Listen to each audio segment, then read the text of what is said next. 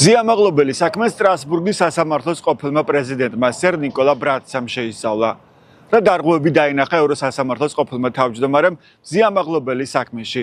პრაქტიკულად ყველაფერი, რადგან აქამდე მზიას ადვოკატები გვიყვებოდნენ. ევროსასამართლოს ყოფილი მოსამართლე ამბობს, რომ მზიამაღლობელი სასამართლო არ იყო სამართლიანი.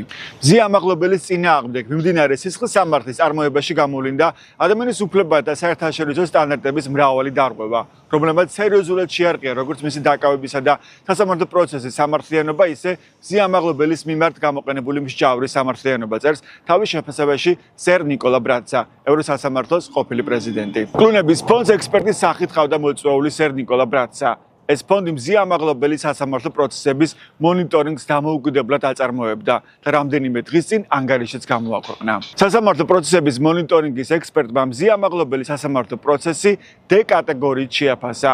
ამის იქეთ უკვე მაიმუნები დახტიან ხეებზე, ამბობს მზიამაღლობელის ერთ-ერთი ადვოკატი მაია მწარიაშვილი. იგი ყურადღებას ამახვილებს იმაზე, რომ სასამართლოს მონიტორინგმა ბოლო კატეგორია, ანუ E კატეგორია რომ არ მიანიჭეს მზიამაღლობელი საქმეს, ეს იმიტომ მოხდა, რომ ჯერ კიდევ იცავენ საქართველოში ფორმალურ პროცედურებს, მაგალითად, ადვოკატს შეუძლია დაესწროს სასამართლო პროცესს. თუმცა სასამართლოს ხდომებზე მზიამაღლობელი მოსამართლეს გამოკეტილი ჰყავდა მინის კაბინეტში. ეს ერთ-ერთი დარღვევაა, რაზეც კლუნების ფონდი მიუთითებს ანგარიში ვკითხულობთ. დაირღვა სასამართლო პროცესში ეფექტური მონაწილეობის უფლება, რაც გამოწვეული იყო მისი მინის კაბინეტში, აკვარიუმში გამოკეტვით. ევროსასამართლოს ყოფილი პრეზიდენტი სერ ნიკოლა ბრატსა წერს, რომ მზიამაღლობელის მიმართ ასევე დაირღვა უდანაშაულობის პრეზუმპცია. სასამართლო განხილვის მიმდინარეობისას მაღალი თანამდებობის პირები წინასწარ ავრცელებდნენ მიკერძოებულ განცხადებებს. კიდევ ერთი გარემოება. მზიამაღლობელს პროკურატურა პოლიციელზე თავდასხმას ედავებოდა.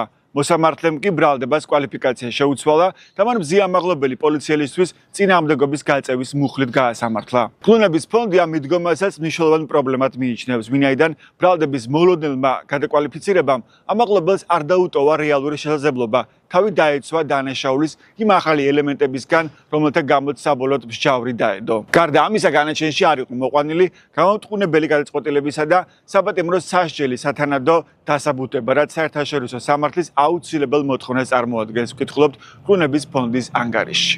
თქვენი აზრით, რამდენად აქვს მზიამაღლობელს შანსი საქმე მოიგოს სტრასბურგის სასამართლოში? საჩივრების განხილვა ევროსასამართლოში უკვე დაწყებულია.